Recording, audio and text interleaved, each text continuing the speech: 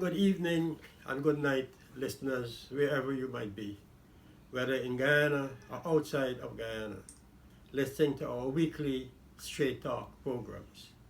We hope that you have appreciated and enjoyed this program since we launched it a few months ago. We believe that we've made a contribution to the discussions on the political, economic, and social conditions obtaining in Guyana, and we believe that based on responses from viewers that these programs have been educational and worthwhile viewing.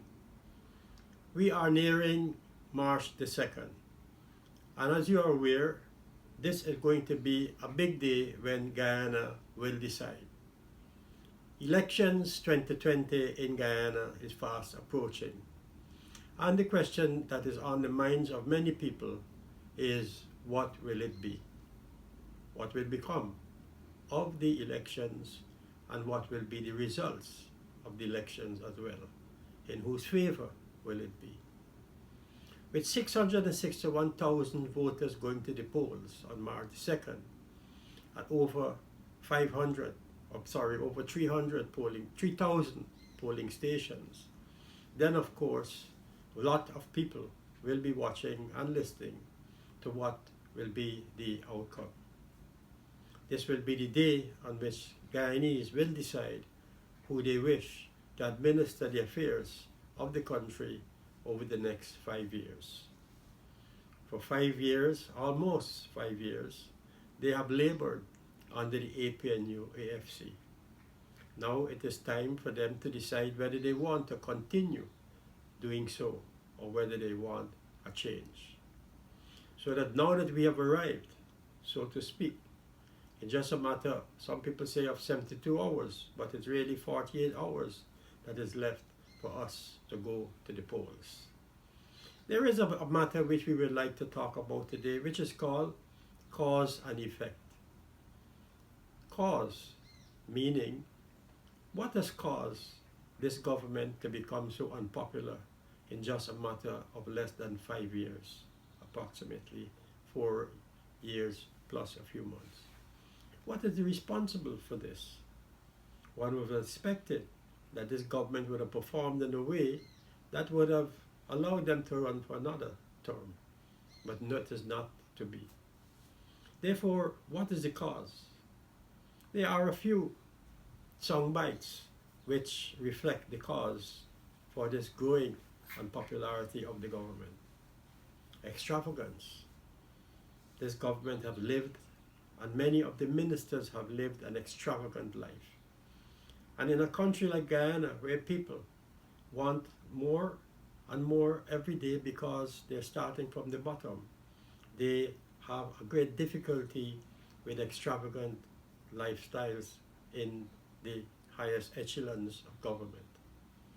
Racial and political discrimination is another of the contributing factors that have resulted in the increasing unpopularity of this government.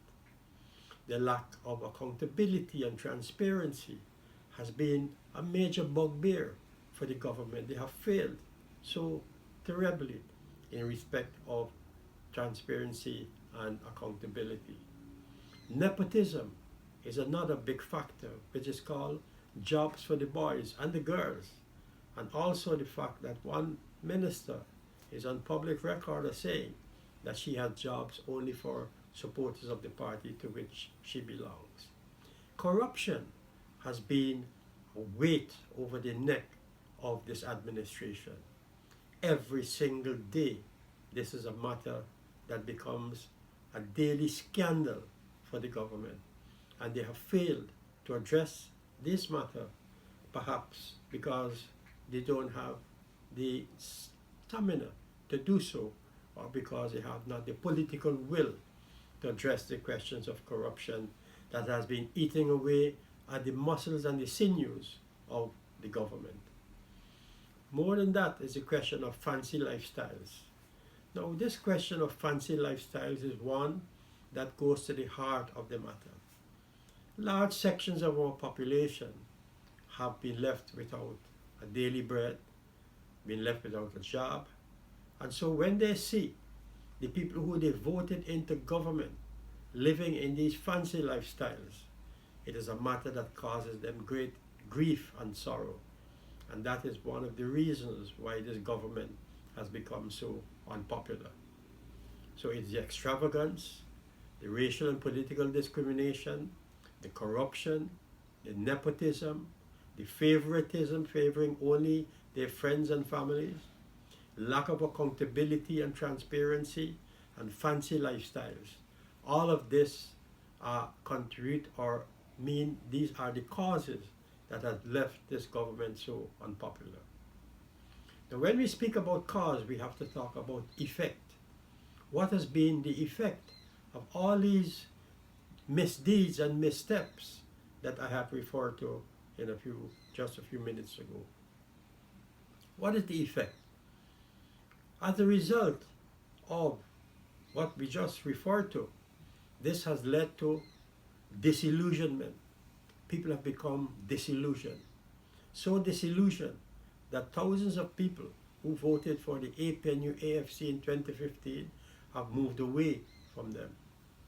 Alienation. People have become alienated because many of the promises that were promised to them in 2015 have never been fulfilled, or if they've been fulfilled, they've only been fulfilled to benefit a few. Many have been left penniless. This is another effect of the causes which I referred to earlier. So many people do not have $1 in their pockets and do not know where the next meal is coming from, or the single mothers do not know what to put in their child's school lunch kit in order for them to have something to eat. Forget the breakfasts provided by the administration. That is just a drop in the ocean. There are thousands of others who are without anything to eat or to live on for the next day. Joblessness. Thousands have been left without a job. We only have to point to the sugar workers, for example, where thousands of sugar workers are without a job today and are only hoping that the government would change in order for them to fulfill the promise of reopening the estates and creating jobs for those who are now jobless. Desperation. Many have become desperate to the extent that people either commit suicide, or you have problems in the homes, you have domestic violence, and all kinds of social problems developing in the society as a result of desperation. And with desperation comes something called migration. People leave the country seeking their fortunes in other lands. So these are the effects of the many causes that have resulted in the increased unpopularity of the government of the day. Disillusionment, alienation, no money, no jobs, desperation, and eventually migration. These are issues, when combined, that has made our country not one to be admired and which we are not proud to say. But the fact of the matter is, putting all these factors together, the cause and the effect of how we arrived at where we are today, is a matter that will be resolved on March the 2nd. In just 5 years, or under 5 years, the government has become so unpopular that people now want them to be removed. And they will be removed on March the 2nd with the voters casting their votes in the ballot boxes. This is the democratic way to bring about change in any country. I think the Guyanese people have been so accustomed to voting in the ballot box, or to removing governments in the ballot through the ballot box, is something that we cherish and which we will be doing on March the 2nd. Let us hope that there are no problems, as some people are anxiously anticipating and hoping would not occur. And this brings us to the next question, which is the morning after and the fears that people have. What will happen the next day? What will happen the next 2 days after? When will the results be published? What will it be? These are questions that are uppermost in the minds of thousands of Guyanese. Will we wake up next day on the 3rd to learn of the results? Or we really have to wait a week, as we have done in some instances. And by the way, nowadays with social media in our hands, unlike it was before, if we wait 1 week, one can very well imagine the fake news that will be all over the place about who won and who lost, without any truth being told about what the real results are. And that, of course, as you know, will lead to a lot of confusion in the country as a result of fake news floating all over the country, which is something that we have to avoid. So the results, or the announcing of the results of the elections as speedily as possible by GCOM, is extremely important. Any dilly-dallying, any delay on the part of GCOM in announcing the elections can result in confusion, chaos, a lot of fake news being spread all over. And this, of course, all these factors, negative factors combined, is not going to contribute to the smooth and effective winding down of the electoral process. So we look forward to the speedy announcement of the results of the election by GCOM, and we hope that at the end of the day, everyone will be satisfied and that fake news will not dominate in the society. Predictions. Nowadays, everywhere you go, many people are making predictions. How many seats the PPP will get, how many seats the APNU AFC will get, how many seats the smaller parties will have. And everyone is debating these matters. By the time this video hits the television, we probably would know what the results are. And so what is going to happen is that unless GCOM announces the results earlier, then all the debates and discussions and predictions will continue, or with early announcement will be settled to the best, to the satisfaction of the Guyanese people. So the day of reckoning is almost with us. And that is the day when Guyana will decide the direction it will be going. The question therefore is, will there be weeping and gnashing of teeth? And who will be crying? Who will be weeping? Whose teeth will be gnashing? Many feel that it is the APNU that will be the loser in these elections. But then again, that is speculation. We just have to wait and see what the results will be.